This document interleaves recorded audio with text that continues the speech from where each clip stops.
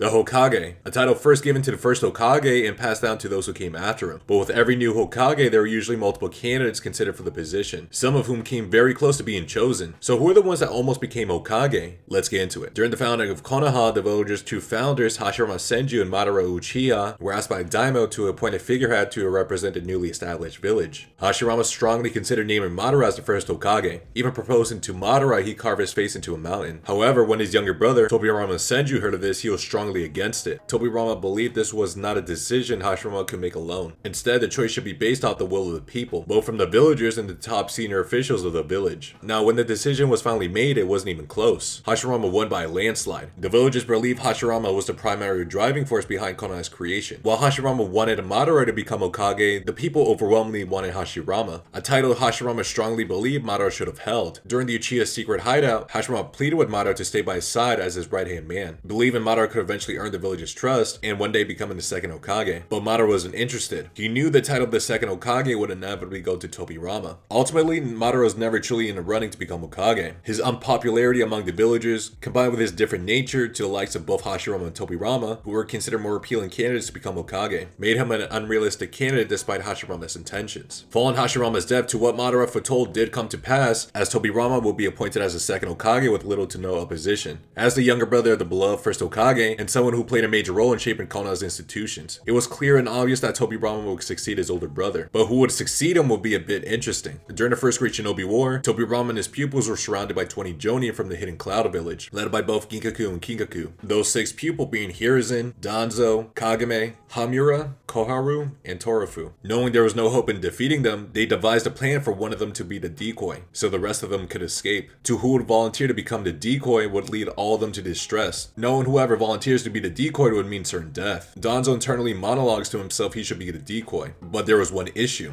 He couldn't bring himself to do it. Danzo was afraid. His hand was trembling in fear even with just the thought of it. Just as he questioned himself why he couldn't bring himself to do it, his rival Hiruzen Sarutobi stepped forward and volunteered to be the decoy. At that moment, Danzo felt relieved. This of course infuriated Danzo and only then announced he will be the decoy instead. Now Tobirama dismissed both of them and chose himself as the decoy instead, since he strongly believed in the will of fire. Before leaving, he named Hiruzen as his successor to become the third Hokage. Now I'm sure Tobirama was planning to become a decoy in the beginning. However, he wanted to see who would volunteer first, and what would their reactions be. Now would Danzo have become the third Hokage had he volunteered first? I mean, sure, it's very possible. Tobirama did clearly state Danzo's hesitation when making his decision. But if you're asking me, it's unlikely. Hiruzen had already demonstrated extraordinary talent at a young age. He trained under Tobirama alongside Hamura and Kararu. He showed so much promise he even received additional training under the first Hokage. Both brothers clearly saw potential in Hiruzen early on. Around this time, Danzo would develop a sort of rivalry with Hiruzen, if not before, for them to compete with one another, with Danzo most likely being the aggressor.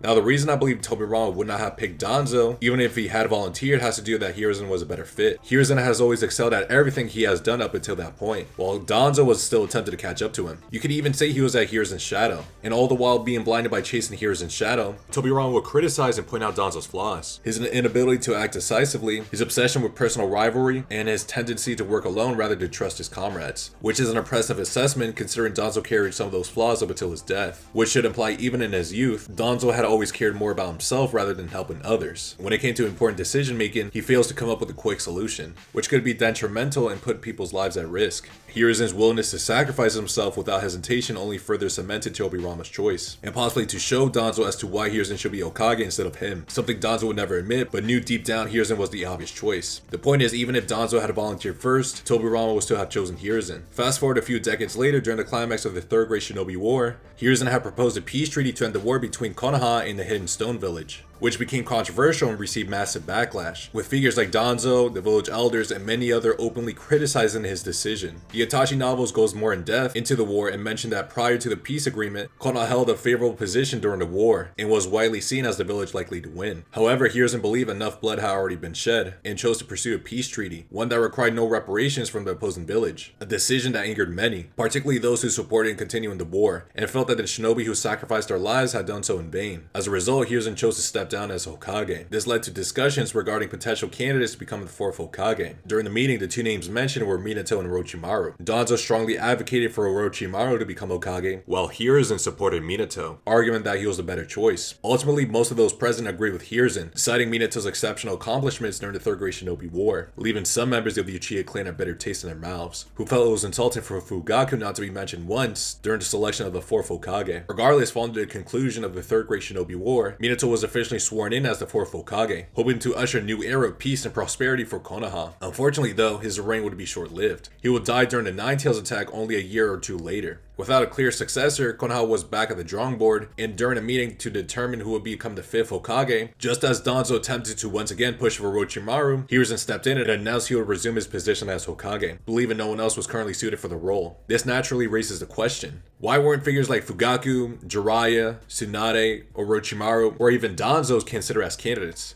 In Fugaku's case, he was immediately ruled out. The village council didn't trust him, and there was widespread suspicion that the Uchiha clan had been involved in the Nine Tails attack. And while that assumption wasn't entirely accurate, it was enough to permanently disqualify him. And even before the attack, there was still strong resistance to the idea of an Uchiha becoming Hokage. When I say they, I mean Danzo, who at the time wielded considerable influence despite not holding the title himself. For anyone under the illusion that Fugaku was truly considered a potential candidate as Hokage, here's your answer. As for Jiraiya and Tsunade, neither of them were present in the village during or after the Nine Tails attack, nor did anyone know their whereabouts at the time. Attempting to locate them would have been like finding a needle in a haystack. In Orochimaru's case, although Hiruzen acknowledged Orochimaru had the ability to become Hokage, he ultimately did not trust him. Hiruzen suspected Orochimaru was hiding something behind the scenes, though he lacked proof, at least until 2 years later, when he exposed Orochimaru during one of his experiments. As for Danzo, it's likely no one seriously favored him as Hokage to begin with. It's the reason why he recommended Orochimaru instead of vouching for himself, as he knew Orochimaru had a better chance of becoming a Hokage than he did. Following Hiruzen's death, Hiruzen didn't name a successor. As a result, an emergency meeting was held, and the council concluded that Jiraiya should be appointed as the 5th Hokage. When they approached Jiraiya and offered him to become Hokage, Jiraiya would become the first person to have declined to become Hokage, believing he was not suited for the role. Instead, he vouched for Tsunade for the role, arguing she was a more ideal candidate. Now, why didn't Danzo take advantage of the situation? After all, in the anime, he once attempted to assassinate Hiruzen in order to claim the title of Hokage. So why would he let such a golden opportunity slip away? For the real reason, Danzo hasn't been created yet, as Kishimoto didn't think of his character until further into the story. But for the purpose of playing along and giving an in-world explanation, you could argue that Danzo wasn't at the emergency meeting, but unless Danzo was away, there was no chance that Danzo would miss this meeting. More likely, one of the two elders proposed Jiraiya as the best available option. With Tsunade still missing and Jiraiya president of the village, he was the only realistic candidate at the time. It's entirely possible that Danzo did give some pushback, but ultimately failed to sway the others. And so the final decision was made. Interestingly, the Daimyo did mention during the selection of the 6th Hokage that it was a pity that Jiraiya was no longer with them. So it could be that the Daimyo liked Jiraiya more than he did with Danzo, and would ignore whatever Danzo had proposed. With all that said, Tsunade would eventually return to the village and be sworn in,